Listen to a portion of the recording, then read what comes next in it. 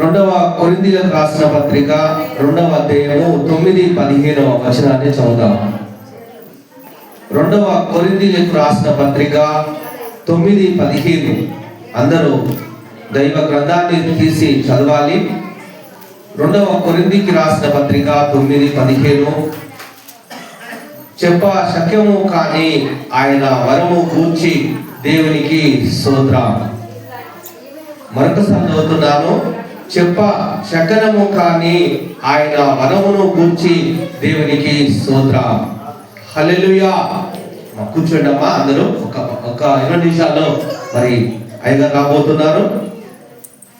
మరి చూడండి దేవుని బిడ్డలారా, మరి దేవాది దేవుడు తన కుమారుని యేసును పంపించాడమ్మా.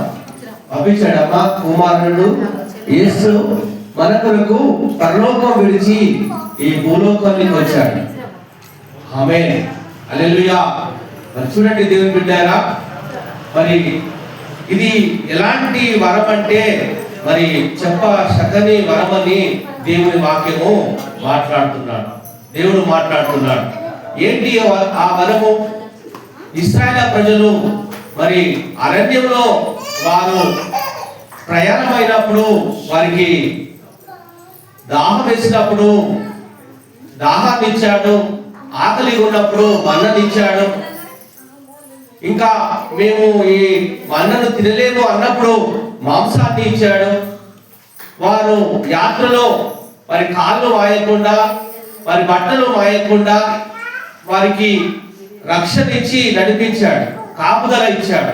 పగలు మేఘస్తంభము, రాత్రి వేళ అగ్ని స్తంభాన్ని పెట్టి వారికి తోడుగా ఉన్నాడు.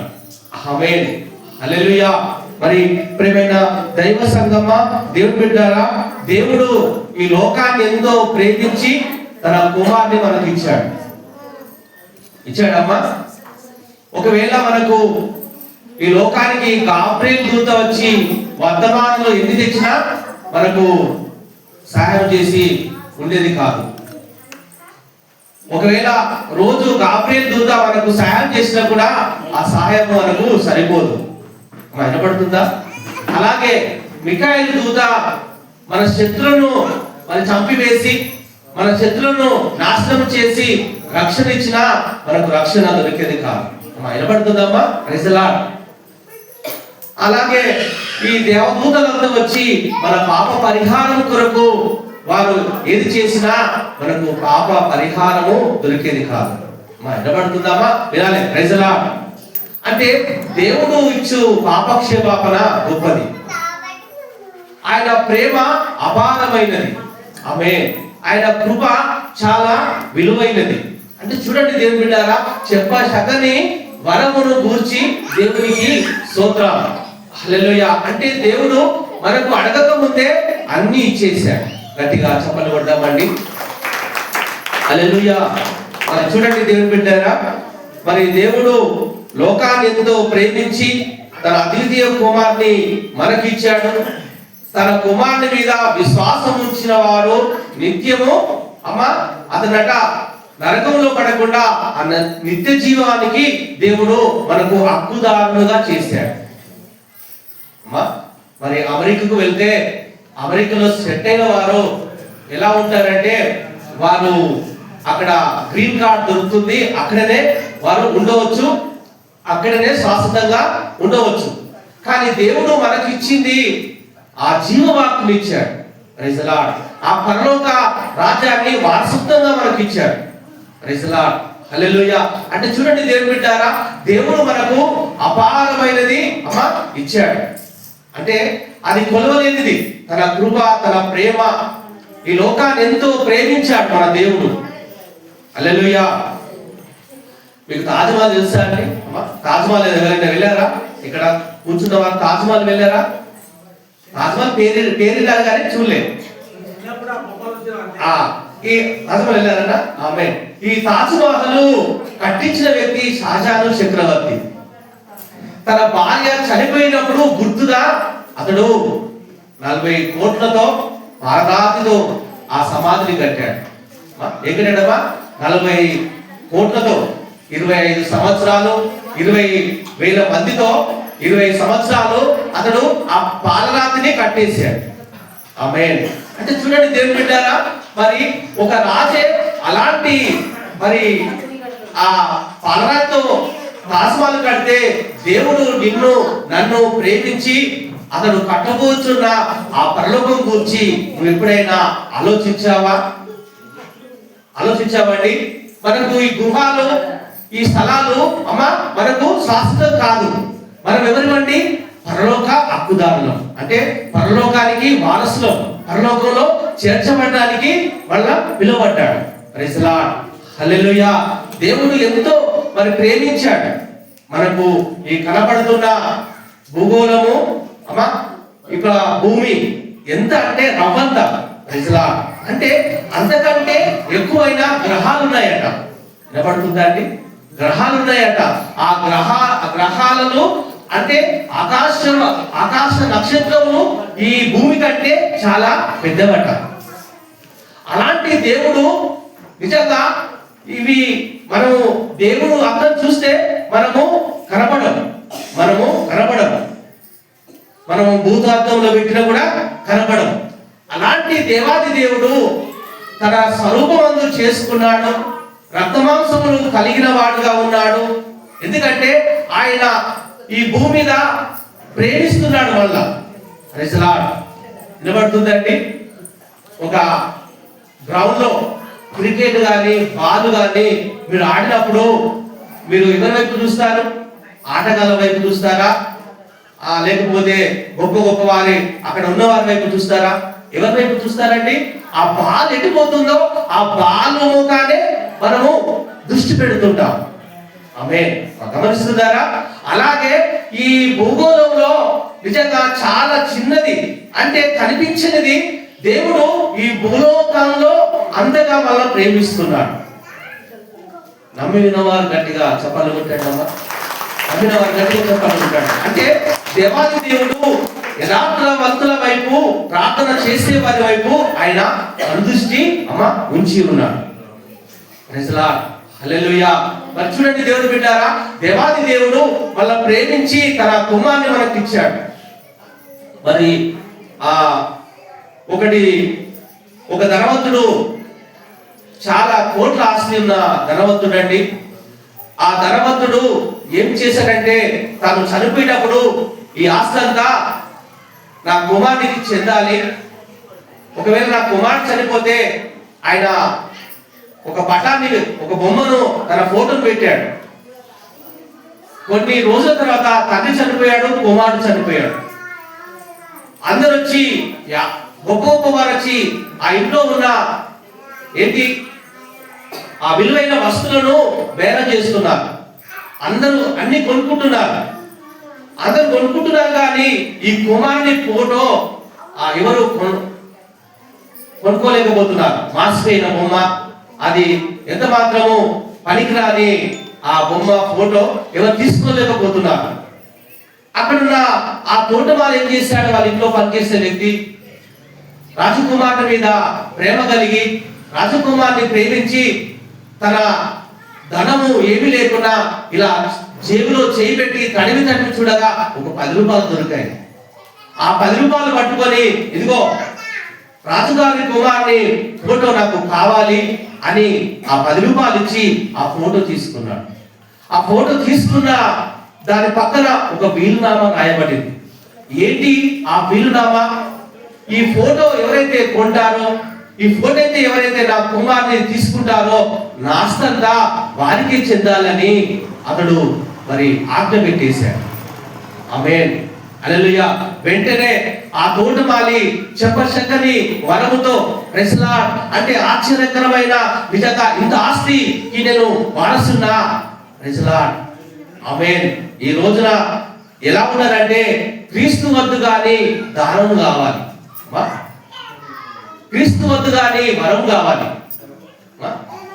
క్రీస్తే మన పక్షాన ఉంటే, క్రీస్తే మనకు తోడుగా ఉంటే ఆ వరాలన్నీ నీ సొంతం కావా? క్రీస్తే నీ పక్షాన ఉంటే నీకు విజయము కలగదా? ప్రైజ్ లార్డ్, హల్లెలూయా. మరి ప్రియమైన దైవ సంగమా, దేవుడు బిడ్డారా, యేసు ప్రభు ఆ పశువుల పాకలో పుట్టడానికి, నీ పాపము నా పాపము తీసివేయడానికి ఆయన ఎంచుకున్న స్థలము ఏంటిదంటే పశువుల పాక. పశువుల పాకలో ఎవరైనా జన్మిస్తారా?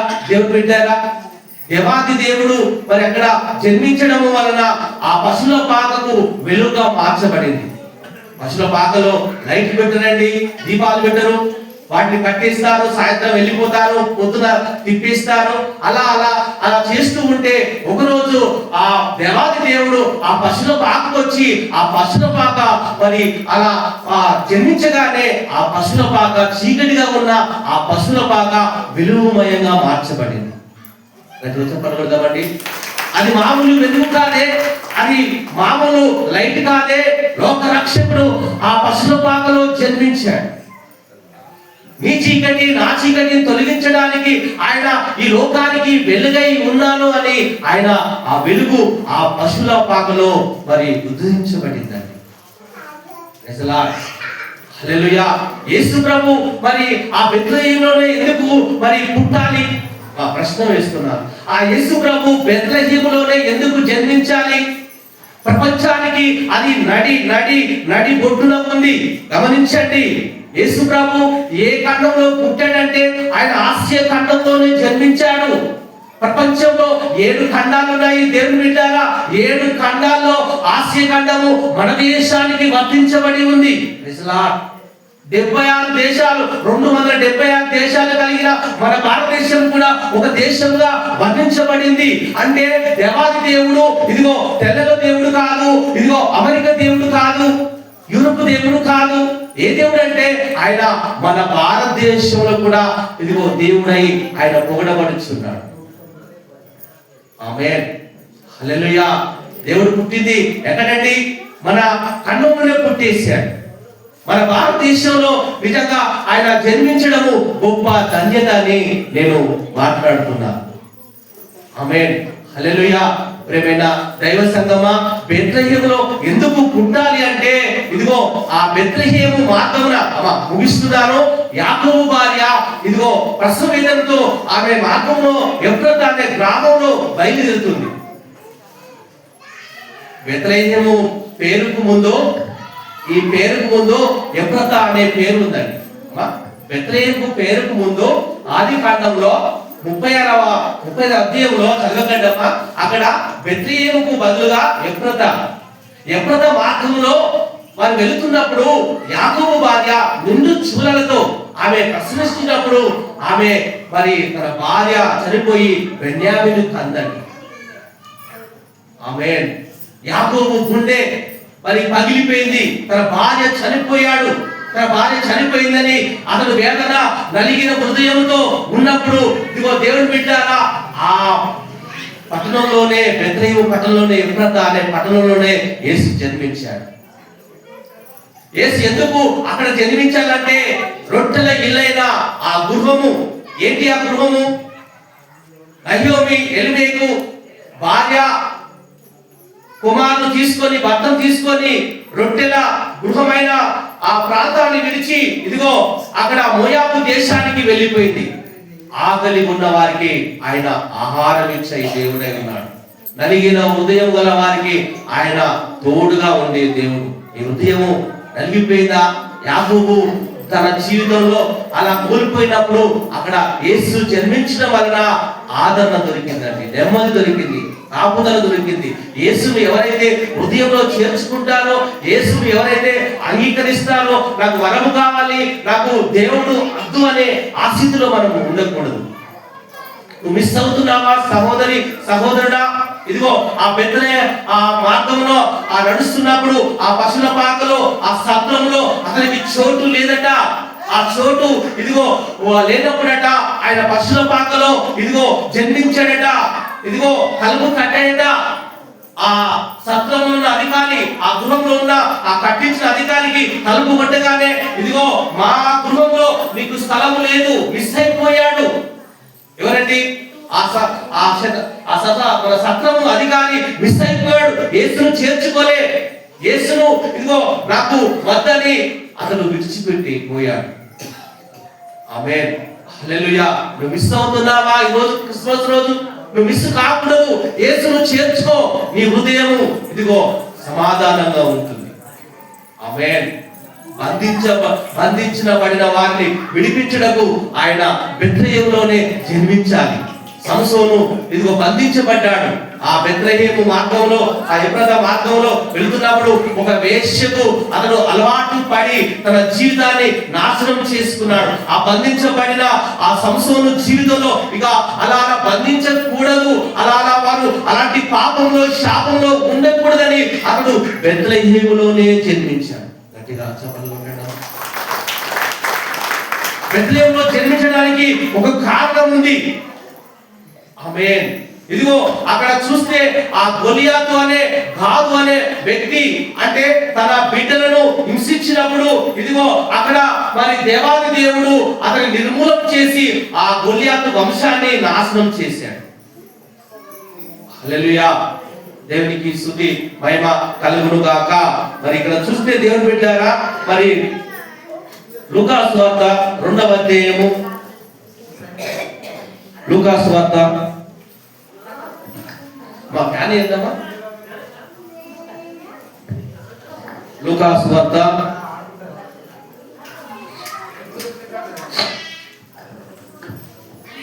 మంచిదండి. మరి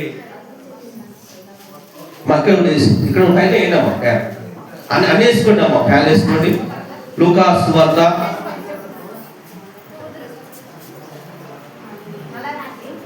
హల్లెలూయా.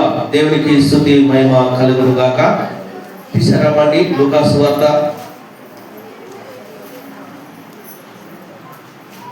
2వ అధ్యాయము 1వ వచనం నుండి చదువుదాము. ఆ దినముల్లో సర్వలోకమునకు ప్రజా సంఖ్య వ్రాయవల్లని కైసరు ఔగుప్తు వలన ఆజ్ఞ అయ్యెను. ఇది కురియని సిరియా దేశము అధిపతి అయిన ఇప్పుడు జరిగి మొదటి ప్రజా సంఖ్య అందరూ ఆ సంఖ్యలో వ్రాయబడుట తమ తమ పట్టణాలకు వెళ్ళిరి.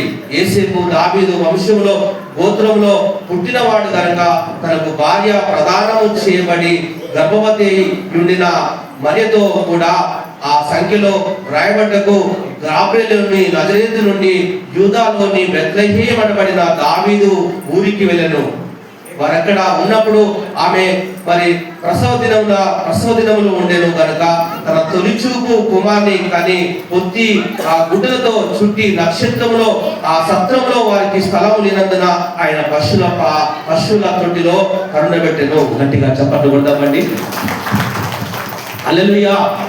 మరి చూడండి దేవుని బిడ్డారా, మరి దేవాది దేవుడు అడగక ముందే ఆయన మరి ప్రవచించాడట. ఏమని ప్రవచించాడు? ఇదిగో కన్యక మరి గర్భము ధరించి కుమార్ని కంటుంది, అతనికి పేరు ఇమ్మానుయేలు పేరు పెట్టండి. ఇమ్మానుయేలు అనగా ఆయన ఇదిగో పాప బంధకాల నుండి, శాప బంధకాల నుండి, ఇదిగో వ్యాధుల నుండి, అనేకమైన పరిస్థితుల నుండి ఆయన నిన్ను నన్ను విడిపించడకు ఆయన ఇదిగో ఈ లోక రక్షకుడు జన్మించబోతున్నాడని వాగ్దానం చేయబడింది. ఆమేన్. హల్లెలూయా. ప్రియమైన దైవ సంగమా, దేవుడు బిడ్డారా, దేవాది దేవుడు అడగక ముందే ఆయనే ప్రవచించాడట. దేవుడే ప్రవచించాడట. ఇదిగో అహాజుకు ఒక సూచన ఇస్తున్నాను. ఇదిగో నువ్వు అడగలేదు, ఇదిగో యెషయా ఇదిగో నీకు సూచన ఇస్తున్నా, మేము ఏం అడగాలి? ఆమేన్. అంటే దేవుని బిడ్డలారా, యేసు ప్రభు లోకానికి వస్తేనే మనకు నిజంగా పాపాలు తుడిచివేయబడతాయి. ఈ గొర్రెల వలన, ఎడ్ల వలన పాపక్షేమాపణ తొలగదు. కానీ నా కుమారుని ఈ లోకానికి పంపిస్తున్నాను. ఆయన పంపించడము ఆనందంతో కాక అతడు మరణిస్తాడు, అతడు తిరిగిలేస్తాడు, ఆయన ఆరుణమవుతాడు. మళ్ళీ అతనే ఈ లోకానికి, భూమికి ఆయన అంతం చేయడానికి, సమాధానములో ఉన్న వారిని తీసుకెళ్ళడానికి ఆయన రానై ఉన్నాడని దేవాది దేవుడు ఈ క్రిస్మస్ మాసంలో మనతో మాట్లాడుతున్నాడు. గట్టిగా చెప్పాలనుకుంటామా? హల్లెలూయా. అది చూడండి దేవుని బిడ్డారా, మరి అన్ని బహుమానుల కన్నా గొప్ప బహుమానం ఏంటిదండి? సొలొమోను రాజుకు శేబదేశపు రాణి చాలా చాలా ఎన్నో బంగారము, వజ్రాలు, ధనము ఎంతో తీసుకొచ్చి సొలొమోను రాజును సంతోషపెట్టింది. అలాంటి ఆ వరము అలాంటి ఆ వరాలు ఎవరు ఇయ్యలేదు అమ్మా. హైలైట్ చేసింది సల్మాన్ రాజునే మురిపించింది. అంత గొప్ప ఆ సల్మాన్ రాజుకే ఆమె అలాంటి గిఫ్టులు తెచ్చి బహుమానం తెచ్చి ఆ సల్మాన్ రాజును సంతోషపెట్టింది. మరి ఒక సేవా దేశపు రాణి అలా తీసుకొస్తే మరి మానవులు ఇచ్చే బహుమానము ఏమనగా క్రీస్తుకు బోలము సాంబ్రాణి అమ్మా, ఇంకేంటిదమ్మా, బోలము సాంబ్రాణి బంగారము యేసు ప్రభుకు కానుకగా బహుమానం ఇచ్చారు. మరి బహుమానం తీసుకొచ్చారు. నిజంగా తీసుకురాగానే ఆ పశుల పాక ఆ చీకటిగా ఉన్న వెలుగా మార్చబడి ఆ ఆనందంలో ఆ దేవుని సన్నిధి మహిమ పరలోకములో ఉన్న మహిమ దిగిరాగానే ఆ గొల్లలు ఆ మానవులంతా ప్రభును ఆరాధించారు. క్రిస్మస్ అంటే అమ్మా ఆరాధనకు యోగ్యుడైన ఆయన ఆరాధించాలి. ఆరాధించడము మన కర్తవ్యం. అంటే చూడండి దేవుని బిడ్డలారా, ఆ మానవులు తెచ్చిన బహుమానం కంటే దేవుడిచ్చు బహుమానము చాలా గొప్పది. ఏమని దేవుడిచ్చాడమ్మా? మీరు యెషయా గ్రంథము 7వ అధ్యాయము చదవండి అమ్మా. యెషయా గ్రంథము 7వ అధ్యాయము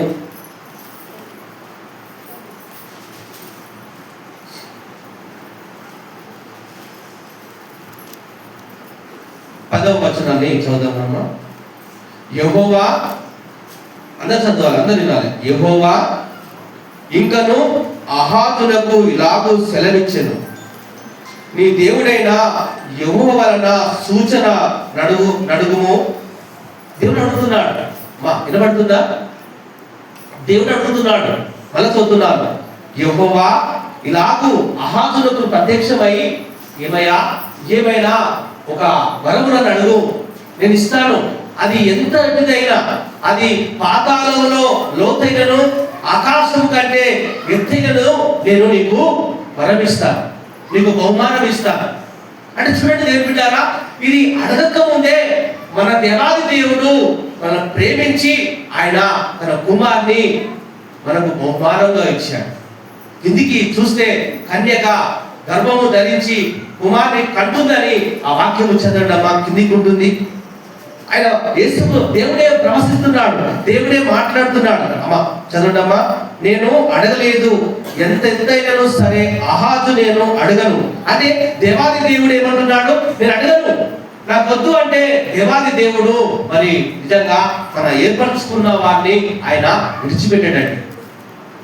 మోషే, నా ప్రజలను రక్షించడానికి వెళ్ళుము, నీకు తోడై ఉంటాను, నిన్ను కాపాడుతానంటే ఆ మోషే భయం కలిగి నేను వెళ్ళను ప్రభా, నా వల్ల కాదని సాకులు చెప్తే అతని సాకులన్నీ తొలగించి ఇదిగో నీకు ఫరోకు నిన్ను దేవుడిగా చేస్తాను, ఫరోకు దేవుడిగా నిన్ను చేస్తాను, ఫరో నీ దగ్గర నిలబడలేడు, ఐగుప్తంతా గడగడలాడిపోతుంది.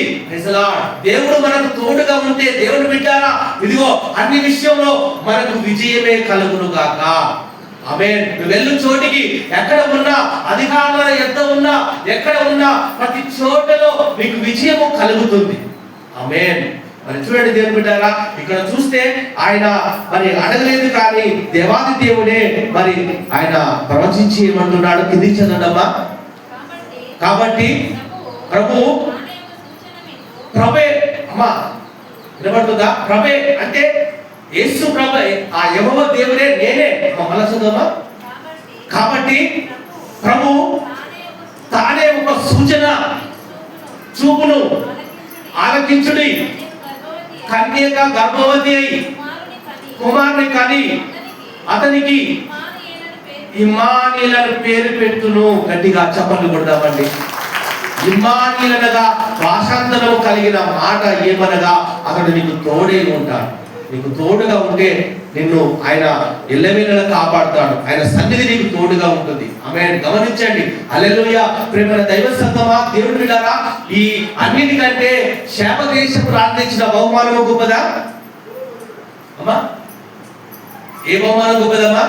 అమ్మా, మనుషులు ఆ బోలము సాంబరాని ఆ బంగారం తెచ్చిన బహుమానం కంటే ఏ బహుమానం గొప్పదండి? అమ్మా, ఆ ప్రవచించడం వలన ఈ రోజు మనం అందరము క్రిస్మస్ లో ఉన్నాం. Praise Lord. ఆయన ప్రవచించి వద్దన్న కూడా నేను నా కుమారుని ఇస్తానని ఎప్పుడో 7,000 సంవత్సరాల క్రితము ఆ పలికిన మాట ఇదిగో ఈ లూకా సువార్తలో రాయబడి ఉంది. Praise Lord. ఆమేన్. ఎప్పుడో పలికిన మాట దేవుడు మాత్రము అబద్ధము ఆడడండి. ఆమేన్. మీ జీవితంలో దేవుడు ఏ ప్రణాళిక చేశాడో, ఏ ఉద్దేశంతో మీరు దేవుని ఎద్దకు వస్తున్నారో, ఏ ఉద్దేశంతో మీరు పిలుచుకున్నాడో ఈ క్రిస్మస్ మాసంలో ఆయన మాట తప్పని దేవుడై ఉన్నాడు. ఎప్పుడో పలికిన మాట, ఎప్పుడో చెప్పిన మాట అది వ్యర్థము కాలేదు. దేవుని మాట వ్యర్థము కాదు. మనుషులు ఇవాళ ఇస్తానంటారు, మనుషులు లేదంటారు. మనుషులు మాట తప్పుతుంటారు, మనుషులు మాయ మాటలు చెప్పి మోసం చేసుకుంటారు. కానీ దేవాది దేవుడు ఆయన పలికిన ప్రతి మాట నీ జీవితంలో నెరవేర్చబడుతుంది. ఆమేన్. ఇక్కడున్న ప్రతి వారికి దేవుడు తోడుగా ఉన్నాడు. ఆయన నీకు తోడుగా ఉంటే నీకు విజయమే కలుగుతుంది. Praise the Lord. ఆమేన్. అయ్యా మేము వెళ్ళలేమయ్యా, మేము యుద్ధము చేయలేమయ్యా, మాకు నీ సన్నిధి రావాలి. ఆమేన్. అయ్యా నీ సన్నిధి రాని ఎడలా మేము ఈ అరణ్యంలో ఇక్కడ మాకు పాలు తేనెలు ఆ దేశం వద్దు, మాకు ఏదొద్దు, నీవు సన్నిధి మాకు ముందుగా రావాలి, నీ వెనుక మేము వెళ్ళాలి. ఇశ్రాయేలు ప్రజలు మేఘం వస్తేనే ప్రయాణం చేయాలి. మేఘం రాంది వాళ్ళు ప్రయాణం చేయకూడదు. అంటే దేవుడి సన్నిధి వారికి ముందుగా వెళ్తుంది. ఆమేన్. హల్లెలూయా. నిజంగా ఒకవేళ గాబ్రియల్ దూతను పంపిస్తే మనకు సహాయము తక్కువనే ఉండేది కావచ్చు. ఒకవేళ మరి మిఖాయేలు దూతను పంపిస్తే మన శత్రువులు ఇంకా ఉండేవారు, రక్షణ దొరకపోయేది కావచ్చు. ఆమేన్. ఈ దూతలంతా పరలోక దూతలంతా వచ్చి ప్రాణాలు పెట్టినా కూడా మన పాపక్షేమన పోదండి. యేసు తన జీవవాక్కును నీకు ఇచ్చాడు, పరలోక వారసత్వం చేశాడు. Praise the Lord. ఆమేన్. నువ్వు ఈ లోకానికి హక్కు కాదు, దేనికి హక్కుదారు అంటే నువ్వు పరలోకానికి హక్కుదారు. ఆమేన్. Praise the Lord. అంటే దేవుడు పెట్టారా ఇశ్రాయేలు ప్రజలకేమో తవ్వని బావులు ఇచ్చాడు, నాటని చెట్లు, ద్రాక్ష చెట్లు, అంజూర చెట్లు, వారికి కట్టని గృహాలు ఇచ్చాడే. ఆమేన్. తన రక్తము చేత విమోచించబడిన మనకు మన మీద ఏం చేశారంటే ఆ ఇశ్రాయేలును పక్కన పెట్టి నేనున్న స్థలంలో మీరు లాగా మీ అందరు తీసుకువెళ్ళి మీ అందరికి ఒక రూములు కట్టిస్తున్నాను, గదులు కట్టిస్తున్నాను. అందులో దేవుని మహిమ, అక్కడ వెలుగు, అక్కడ చీకటి ఉండదు అని దేవుడు ఈ మధ్యాహ్న కాల సమయంలో మాట్లాడుతున్నాడు. ఆమేన్. ఈ సృష్టి చూడండి, ఒక్క రోజులో 7 రోజులో కలిగిన సృష్టి అంత అందంగా ఉంటే ఇదిగో ఆయన ఇంకా ఆ రోజు నుంచి ఆ పరలోక రాజ్యంలో ఆయన ఒక పనివాడిగా, ఒక మేస్త్రిగా మన కొరకు గృహాలు కట్టుచున్నారు. అంటే ఈ లోకానికి నువ్వు హక్కుదారు కాదు. ఈ లోకానికి నువ్వు శాశ్వతము కాదు. ఆమేన్. నువ్వు దేనికి హక్కుదారు అంటే ఆ పరలోక వారసత్వము నువ్వు కలిగి ఉన్నావు. అందుకే దేవాది దేవుడు మన కొరకు, మన పాపముల నిమిత్తం కొరకు ఆ పశుల పాకలో గొర్రె పిల్ల జన్మించినట్లుగా ఆ గొర్రె పిల్ల తన ప్రాణము పెట్టి మన పాపములన్నీ కడిగి ఇదిగో మనం శుద్ధించడానికే ఆయన మన కొరకు జన్మించాడు. మిస్ కాకూడదు. దేవుడి హృదయంలో చేర్చుకుంటున్నావా? ఈ సమయంలో ఆ సత్రం అధికారి తడుతున్నాడు. ఆ యేసు ప్రభు తల్లి మరియా యేసేపు, అయ్యా మాకు స్థలం ఇవ్వండి, మాకు ఇదిగో మేము కొద్దిసేపే ఉంటామంటే మాకు స్థలం లేదు, వెళ్ళిపోవాలి. అతను కఠిన హృదయాన్ని చేసుకుంటున్నాడు. ఈ మధ్యాహ్న కాల సమయంలో నీ హృదయం యేసుకు తెరిచావా? సహోదరుడా, ప్రభు తడుతున్నాడు, తలుపు తడుతున్నాడు. ఎవరైనా నా స్వరం విన్న ఎడల అతను తలుపు తీసిన ఎడల అతనితో అతను భోజనం చేస్తాడు. Praise the Lord. Amen. Hallelujah. నువ్వు దేవుని స్వరాన్ని వింటున్నావా సహోదరుడా? నువ్వు మిస్ కాకూడదు. Praise the Lord. హల్లెలూయా. ఈ చిన్న వాక్యము ప్రభు దీవించి ఆశీర్వదించును గాక. ప్రార్థన చేసుకుందాము. అందరూ తల వంచుకొని